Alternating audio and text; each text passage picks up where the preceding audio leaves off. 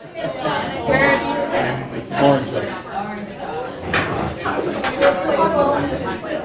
Oh, they're everywhere. All the civic elections are the same. Lots of signs. Good for the industry.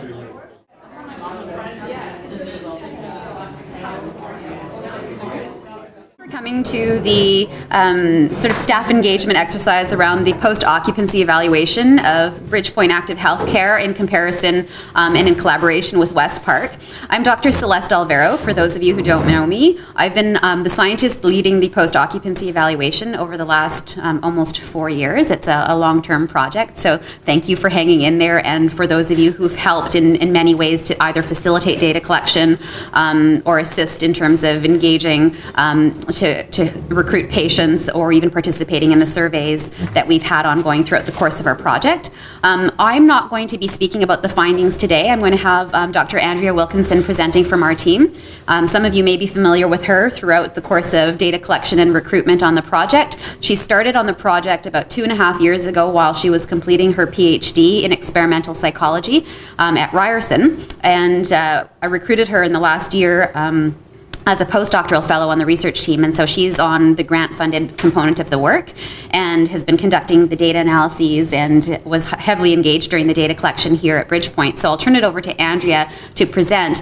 Just wanted to let you know that this is just an overview and a very quick summary and snapshot of some high-level findings. It's a really large study. I mentioned that we launched it, about 4 years ago, and we've been collecting data at the old Bridgepoint, the new Bridgepoint, and at West Park.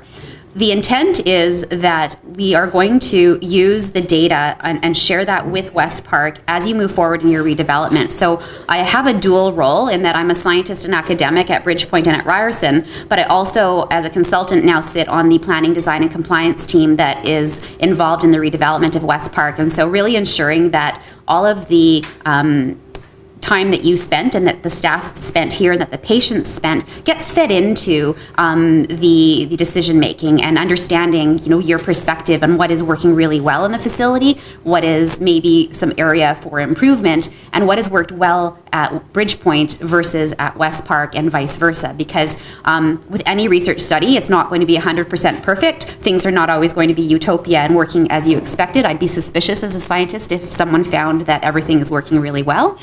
And so we're going to learn from the things that work well and understand how to use those and maybe fix some of the things that are not working so well. So I'll turn it over to Andrea now. And if you have any questions at the end, just let us know. Thank you.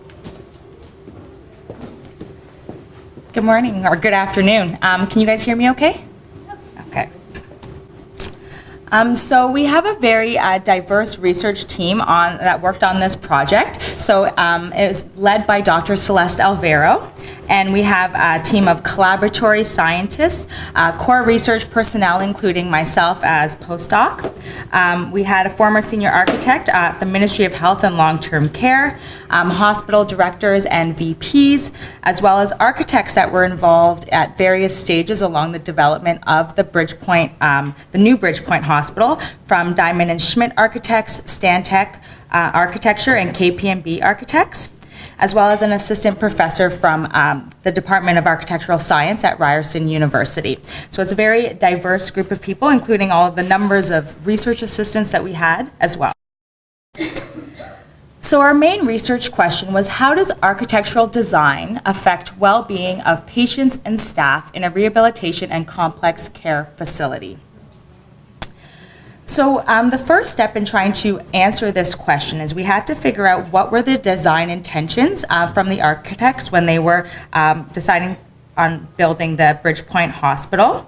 So they wanted to create an environment of wellness. They were really important to have people connect to nature and to city, to connect with community, to have spaces for social engagement, and to allow people to be activated and really engage in life and to want to get back out there. So these were the key design intentions going into the new Bridgepoint Hospital. So we used a quasi-experimental design. So what we did was we compared patients and staff at the old Bridgepoint Hospital to that of the new hospital. And we compared them to staff and patients here at West Park, our comparison site. So West Park was not going under redevelopment during the pre-test, post-test comparison, so we don't expect any differences between West Park at either of our testing phases. But what's interesting, and as you know, is West Park is going through redevelopment in the coming years. And so the data that we collect for our post-occupancy evaluation as our comparison site can actually be used as the pre-test data for a post-occupancy evaluation that's done here. And I just wanted to highlight that we ran our analyses. We collected data from August to March at both testing phases to control for weather effects. So we used a variety of methods. So we used quantitative methods, including patient and staff surveys that were administered with computerized, via computer-assisted programs or paper pencil. And we also looked at administrative data. And we also used qualitative approaches to our data collection. So naturalistic observation, where we would unobtrusively observe people's using spaces at various locations around the two hospitals. We used go-along interviews where a research assistant would actually go along with a patient to various spaces and see how they navigate around spaces and ask them questions and take photographs, as well as architectural documentation, which takes into account the physical architectural differences between our three sites. So the new Bridgepoint Hospital, the old Bridgepoint Hospital, and West Park. So our outcomes of interest include well-being related health outcomes. So we were interested in looking at connection to nature, connection to community, and connection to city, as well as people's social connections, perceptions of improvement in terms of mental health, physical health, which gave us an indication of how people were coping. We were interested in looking at depressive symptoms and optimism, self-efficacy and mobility, so how easily people were moving around, as well as their satisfaction. We looked at impressions of the building design overall, as well as impressions of specific spaces, so things like the cafeteria or the seating areas. As well as we looked at usage of space, so how often were people using spaces, what were they doing there, and how easily were they able to mobilize around. We also looked at organizational outcomes, which is they're outcomes that are associated with more of a traditional approach to post-occupancy evaluation, so things like workplace injury and sick days. So we included those to be in line with traditional POEs, but our main focus was on well-being related health outcomes. So today I'm going to give you a sort of quick overview of the preliminary results. So what have we learned so far? So what appears to be working well and what's not working so well? And how can we use these findings to inform the redevelopment here at West Park? So we're interested in looking at impressions of the hospital design. So we asked patients and staff to indicate whether they viewed the hospital as a place of illness or wellness, how connected whether they felt to be a part of the neighborhood, how connected they felt to the natural surroundings and the city. We asked them whether they felt that it was a place where they had opportunities to visit with others, how easy or difficult it was to navigate around, and whether it was a place that was comforting and cheerful. So these items are rated on a 1 to 10 scale. So these data are comparing the old Bridgepoint Hospital to West Park. And what we can see, so this is the staff impressions of the hospital design.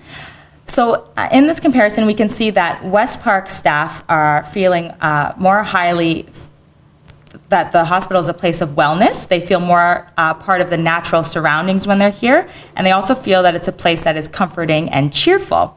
The only index where Bridgepoint actually exceeded West Park was that they felt more connected to the city, which makes sense due to location because Bridgepoint's located in the downtown core, whereas here we're more surrounded by beautiful nature.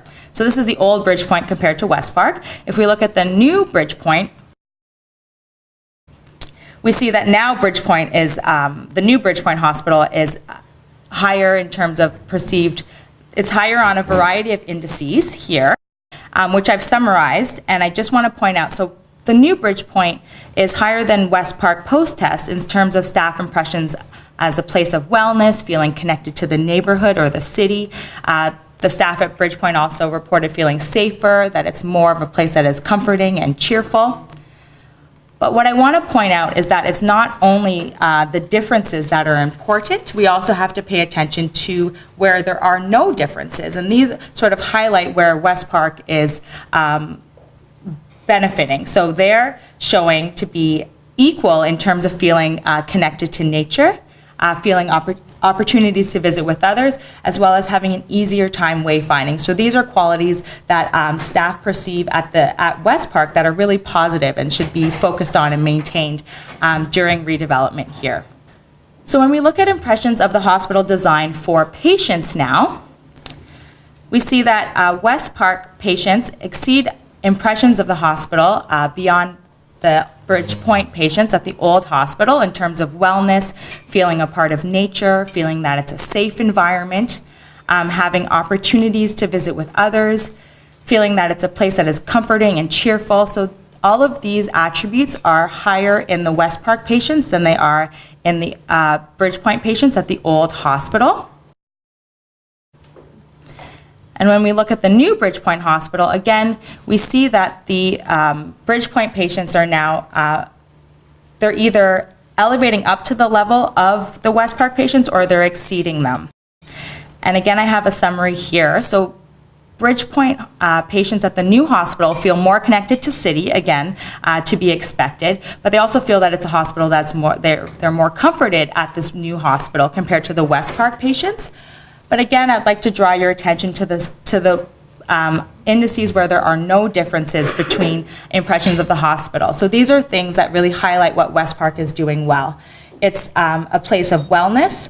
People feel connected to nature. They feel connected to neighborhood. They feel safe here. They feel that they have opportunities to visit with others, have an easy time wayfinding, and that's in a place that is cheerful. So these are attributes that are similar between the West Park patients and those at the new Bridgepoint Hospital. So these are features of West Park that are really benefiting patients here. So in terms of staff outcomes, we were interested in a whole variety of outcomes, but some of the ones that I will talk about today include workplace interactions, workplace satisfaction, as well as burnout. So for workplace interactions, we asked staff to indicate how much they felt that the hospital here was a place that allowed for team meetings, interaction among staff, contact with practitioners or patients or visitors. And as you can see, there's no differences in workplace interactions between the old Bridgepoint Hospital and West Park. And if we look at the new Bridgepoint Hospital in comparison to West Park, we see that Bridgepoint, the new Bridgepoint staff are feeling that they have more opportunities for workplace interactions in terms of team meetings, communication among staff from different professional backgrounds, interactions among patients and visitors, contact with practitioners, more contact with visitors, and professional development. And their overall workplace interaction score is higher at the new Bridgepoint Hospital than at West Park. But again, looking at these non-significant differences, so they're equal in terms of interaction among staff as well as contact with patients. So these are items that seem to be working really well here at West Park. We're also looking at workplace satisfaction. So how satisfied were staff, in terms of interactions with coworkers, workload, communication within the organization, work-life balance.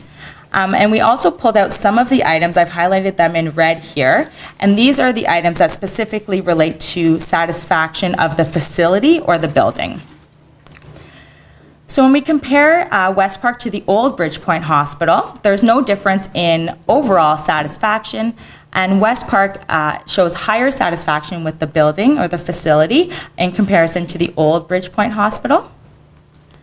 And if we compare West Park to the new Bridgepoint Hospital, now Bridgepoint is showing higher scores in terms of overall satisfaction as well as increased satisfaction with the building or facility in particular. Next, we were interested in looking at workplace burnout. So we asked staff to indicate how often the following statements described how they feel about working at West Park. So I feel emotionally drained from work. I feel like I'm at the end of my rope. And staff indicated on a scale of 1 being never all the way up to 7 every day.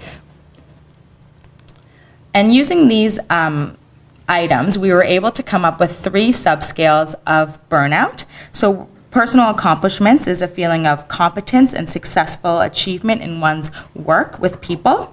Emotional exhaustion is a chronic state of physical and emotional depletion, and depersonalization is a feeling of being disengaged from one's identity or surroundings. And we also were able to get an overall score. And we saw that there were no differences in amount of burnout between staff at the old Bridgepoint and West Park. And again, comparing the new Bridgepoint to West Park, there are no differences in burnout. For the patient outcomes, some examples include improvements in health, so perceived improvements in mental health, physical health, overall health, how satisfied they were, as well as their self-efficacy and mobility. So for perceived improvements, we asked patients to compare to 1 year ago, how would they rate their overall health, their physical health, mental health, the support that they got from family and friends, as well as their financial situation. So they would indicate whether it was much worse, somewhat worse, about the same, somewhat better, or much better. So if we compare the old Bridgepoint to West Park, there are no differences in perceived improvements of health between patients at the 2 sites. And again, at the new Bridgepoint compared to West Park, there are no differences in perceived improvements in health. We were also interested in looking at satisfaction. So the items here differed from the ones that we used in the staff survey. So we looked at how satisfied patients were with the information provided when they first arrived at the hospital, how their satisfaction with the care they received. So for example, care from physicians and nurses, how satisfied they were with the explanation of medications, and also the healing environment, so how satisfied were they with their room in particular, or how many opportunities they had to practice moving around. And again, we selected out some of the items to give us a facility-specific satisfaction score. And if we compare the old Bridgepoint to West Park, we can see that the patients here are significantly more satisfied overall and show higher facility-specific satisfaction compared to the old Bridgepoint Hospital. And looking at the new Bridgepoint compared to West Park, there are no differences, so they're equal in their overall satisfaction, but Bridgepoint patients show an increased facility-specific satisfaction rate. And then we looked at self-efficacy and mobility. So how confident are patients in their ability to navigate around various spaces? So we gave them a list of items to rate their confidence on a scale of 1 to 10. So for example, I can find means and ways to be independently mobile in everyday life, or I can accomplish tasks that require independent mobility, such as ascending sidewalks and ramps. So how confident were they in their capacity to do that? And what we find if we compare West Park to the old Bridgepoint Hospital is patients are feeling significantly higher self-efficacy and mobility here at West Park in comparison to the old Bridgepoint patients. And if we look at the new Bridgepoint compared to West Park, there are no differences. So essentially, Bridgepoint patients at the new hospital are now just being elevated up to the level of West Park. So there being no differences is not a negative thing, it's actually positive. So it's just showing that West Park is really effective at facilitating efficacy and mobility among patients, and now Bridgepoint is just elevated up to their level at the new facility. So what if impressions are favorable? So some examples, this is from both patients and staff. So we found that there was greater overall satisfaction as well as facility-specific satisfaction if patients and staff perceived the hospital to be a place of wellness, if they felt connected to neighborhood and nature and the city, if they felt it was a safe environment, if they felt they had opportunities, ample opportunities to visit with others, if they had an easy time wayfinding around, and if they found it to be a place that is comforting and cheerful, all of these qualities led to a higher overall satisfaction and facility-specific satisfaction. Looking now just at staff data, we found higher workplace interactions in individuals who perceive the hospital to be a place of wellness, and they felt connection to nature and the neighborhood and city, and they felt safe and that they had opportunities to visit with others, and it was comforting and cheerful. So all of these things lead to and are associated with higher workplace interactions. And also they're associated with lower burnout rates, the items that I listed before. So we can see that having positive impressions of the overall hospital can lead to some positive outcomes. And in patients, higher self-efficacy and mobility, again, is associated with a whole list of characteristics, including feeling that the hospital is a place of wellness and feeling connected to nature and the neighborhood, and having opportunities to visit with others. So for patient-specific data, we also found that impressions of the hospital design was associated with perceived improvements of health, which is our index of coping.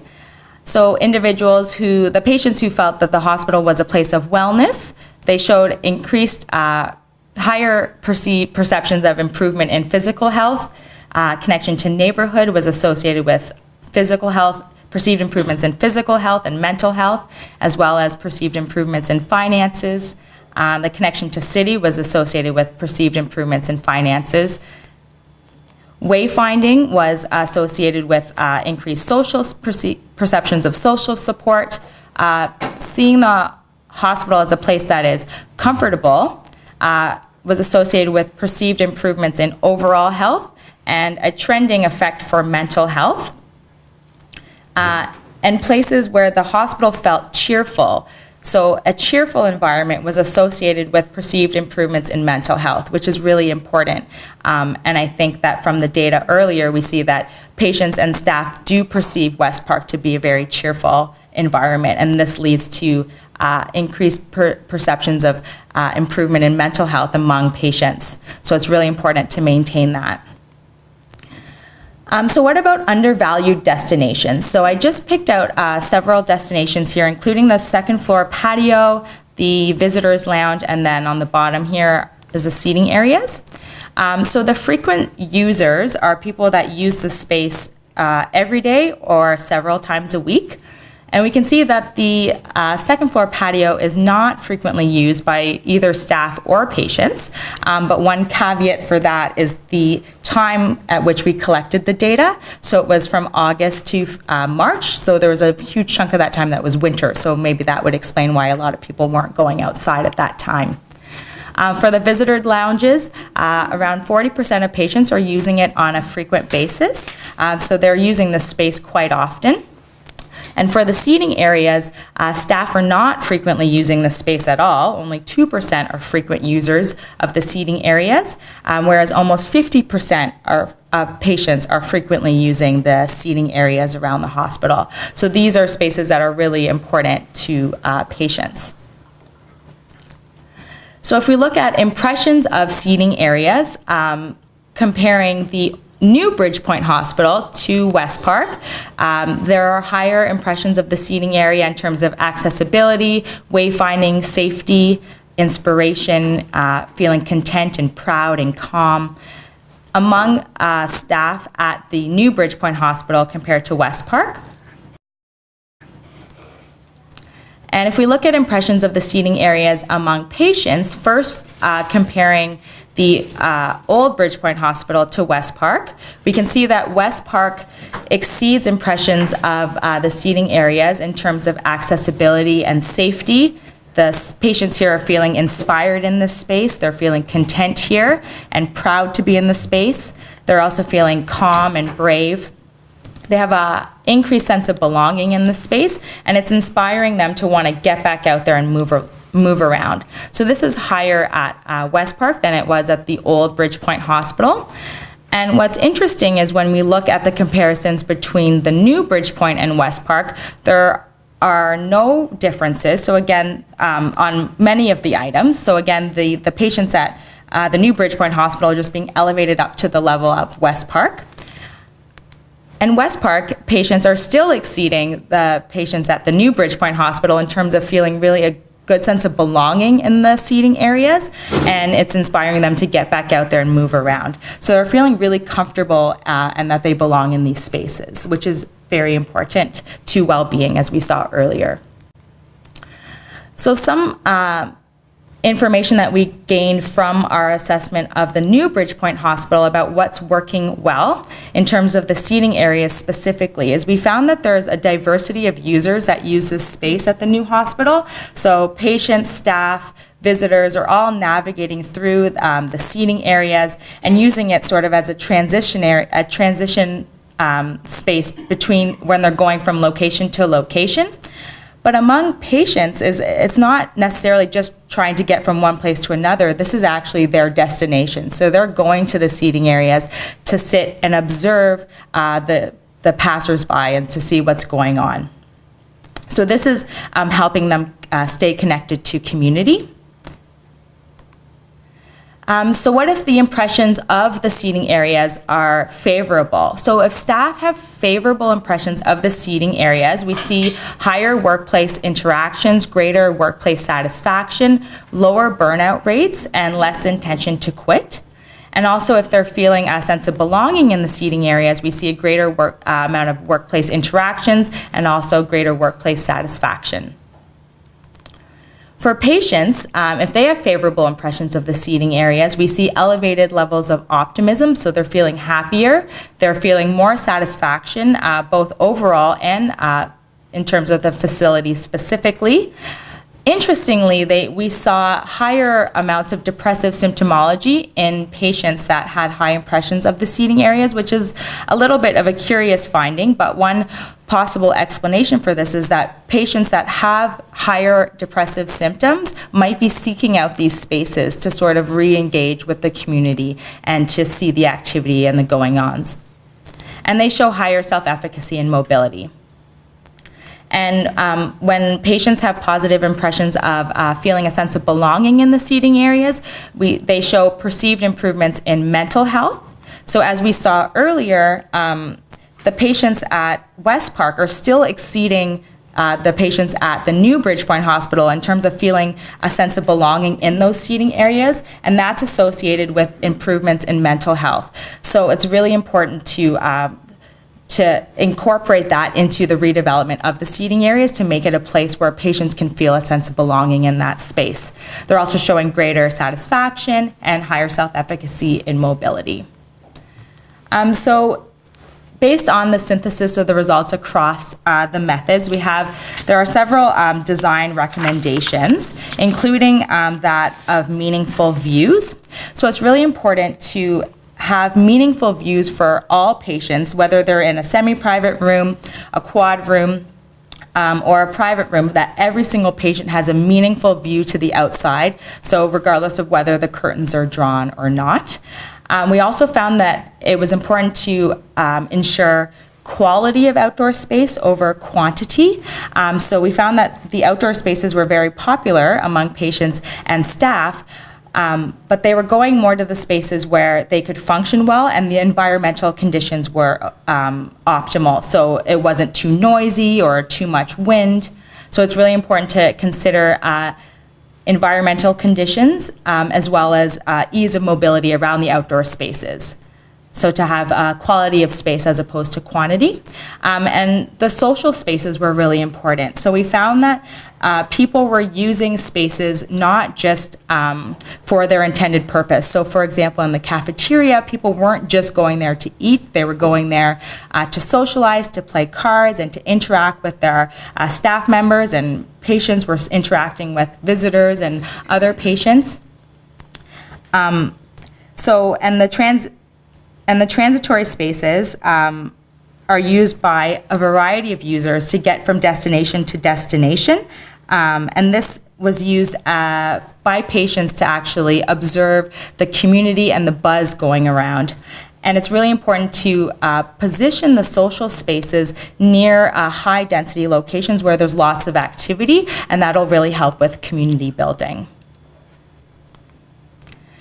So in terms of the next steps, we have our preliminary report that's already been published, and you can find it at this link here. And if you want to come up and ask for the link later, I'd be more than happy to give it to you. The final report, we're working on that currently, and the anticipated release date is in December of this year.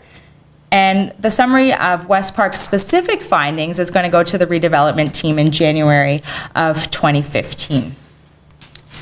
So I wanted to thank you very much for your attention on behalf of the Design and Health Research team, and I want to acknowledge our funders of the project. So did you guys have any questions? Yes. I was just wondering for the West Park and Bridgepoint, I guess, patient responses, how many of them were complex community care versus active rehabilitation? Do you know? Just I wonder how different the responses would be in terms of things like self-efficacy with mobility and some of those questions. We have information on whether patients were CCC, and so we can divide the data that way. We haven't run all of those analyses yet.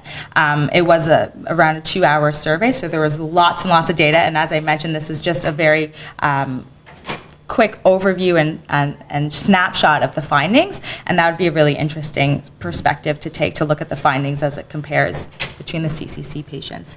And just to build on that, one of the things that we do know as well, just due to the type of patients that we have at Bridgepoint versus West Park, I think those that participated in the study at Bridgepoint tended to be more of those that were in the CCC versus the rehab, whereas I think it was the flip for West Park. So certainly something that we have to caution in terms of how we interpret the findings. But as Andrea had mentioned, we do have that data available. Sometimes it's not quite so easy to break it down that way, just in terms of on each unit. Sometimes those complex continuing care patients are more or less complex, and you don't have that sense from the data just based on their unit information. So it's a little bit difficult to tease apart, but we are going to be doing some more fine-grained analyses where possible.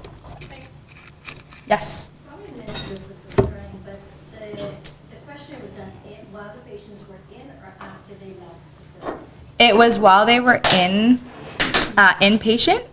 For most patients, I would say around 99% of them. We did have at least one outpatient that was just coming in for treatment here, but majority of the patients, over 98%, they were inpatient, and they were asked the questions while they were staying here. Do you think that could have been biased as to the outcome of their care? Maybe they were afraid to say something different, as opposed to once they left, that it's a little unbiased? So we try to ensure and make clear that anything that they said to us was kept private and that it would not affect their care in any way. That being said, it's possible that people felt that they couldn't share openly, but we really tried to cultivate an environment where they felt comfortable with being honest.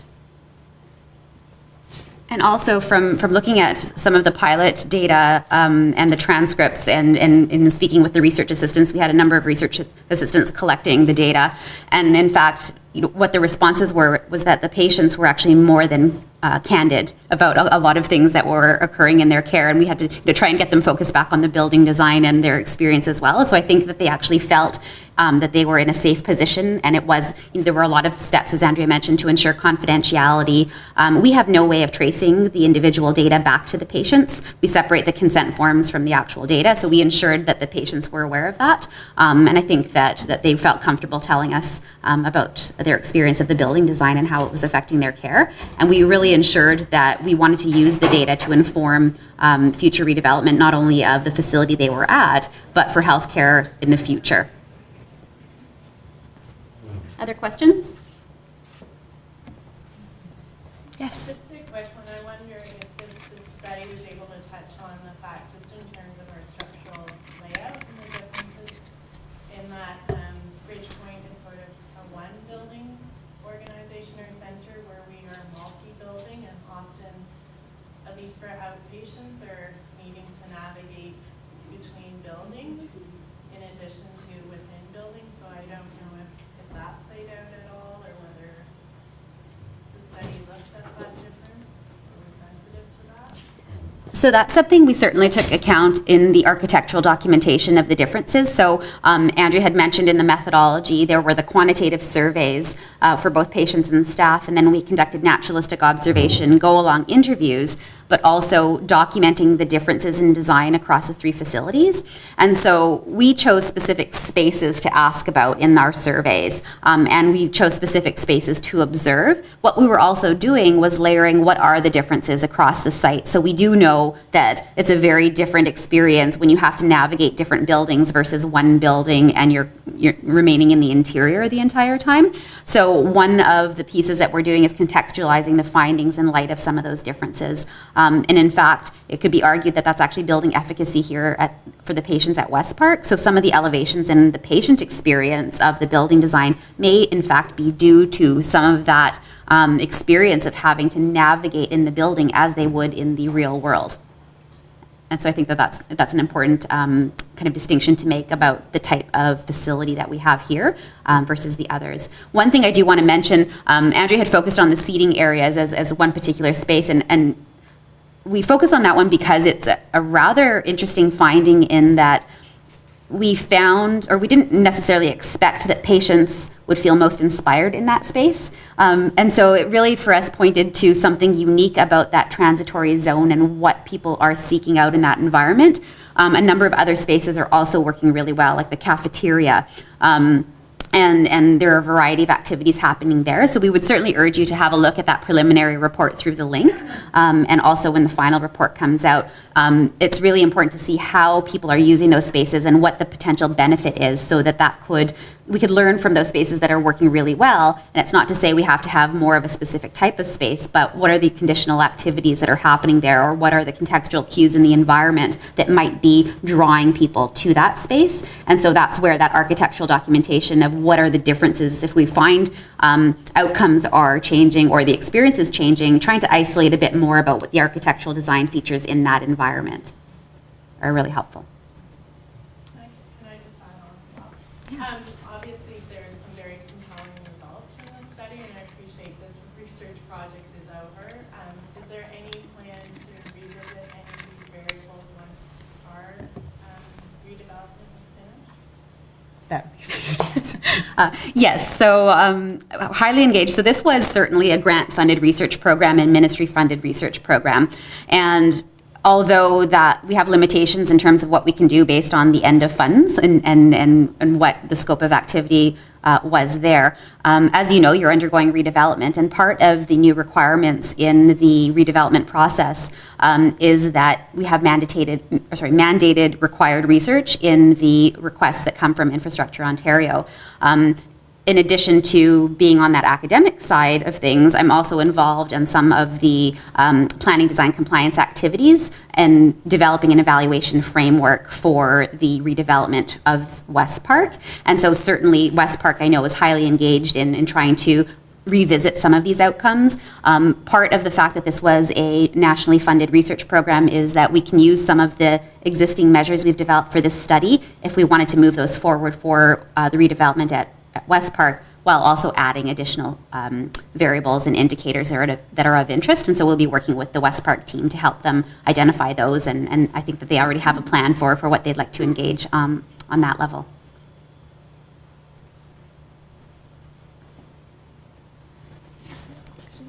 Are there any lessons learned from the new Bridgepoint design in terms of, like, you designed the space for a certain intention and it didn't quite work out, or did it have a different outcome in any way? Is there anything we can draw from that? I think there are a number of ways in which the building is a success, and that would be in that connection to nature. So although West Park is very much nestled in the park and you have that direct access to nature, I don't know how many of you have visited the new Bridgepoint building, but you really do feel like you're outdoors when you're indoors, because there is that transparency. There's a lot of natural daylight that feeds into that environment. So it is really providing an area or an environment of wellness and optimism and hope, and that is shining through in our findings. We also know that there are some spaces that are working really, really well. So the spaces that are being used as intended to enhance that connection to others, again, the cafeteria space. So it's not necessarily build more cafeterias. We'd certainly need those in a hospital setting, but what activities are happening there? And we see a variety of users. So anywhere where you can kind of have a commingling of staff, patients, visitors, having that animation, think about things that work really well in community design and urban design. Those things were all people. They work really well in hospitals too. And so the areas that are working really well are those spaces where you have increased animation. As Andrea mentioned in the presentation, the seating areas are really, and these seating areas are located at the current entrance to the hospital. What's interesting is that's a temporary entrance to the hospital. Once our site, we're still under construction, and so once the landscaping has been completed, we'll have a different entrance to the facility. What's interesting is that entry area at ambulatory care is something that patients are gravitating towards. It becomes a destination for them. I don't think it was intended as a destination, but it's becoming a destination. And in fact, at the old Bridgepoint, we also saw that patients would congregate in that entry point that was almost, it was enclosed in glass, and it was almost reminiscent of a porch-like environment, and patients would congregate there just to watch the activity. So there's that sense of feeling cared for. We're humans, we want to feel cared for. You see random acts of kindness, people helping, in terms of navigating to find their way or providing some instruction of where to get to their next destination. So you see those spaces working really well. I think that, in all fairness, we had to do the post-occupancy evaluation of our new facility very early. We started collecting data 6 months after we moved into the building. It's not enough time. The building was designed to be future-oriented. So over time, we anticipate a lot of the spaces that maybe are underused currently would fill up and will be programmed, and different types of activities will happen there. So I think lessons learned are you can't expect immediate outcomes. And sometimes it's those intermediary outcomes that are really important. So in our case, we focused on a very atypical way of conducting a post-occupancy evaluation, given the patients that are under the care of Bridgepoint and at West Park. And so we focused a lot on the psychosocial variables. So all of those spaces that promote that psychosocial well-being are really important, and we see them functioning well. We see patients gravitating towards them. We see staff gravitating towards them. So I think in that case, there are some spaces that are working well. The ones that are underused, and I think this comes to the point of having access to outdoors and having a variety of spaces, but maybe having properly functioning spaces and areas that are programmed well, rather than having a vast number of destinations. I think it becomes overwhelming when you have so many options and choices to go to. As long as those ones are animated and we take the environmental conditions into account in the spaces that work really well, those are probably the lessons to take out of the project as well. Other questions? Thank you for your time. If you have additional questions, feel free to get in touch with Andrea or myself. And I think our information might be listed here. If not, Lijanne certainly has it. And thank you again for your participation and involvement and engagement throughout the course of our study. And I'm sure that we'll continue that as we move forward into the next year of the grant and into the planning and design compliance team with redevelopment as well. Thank you.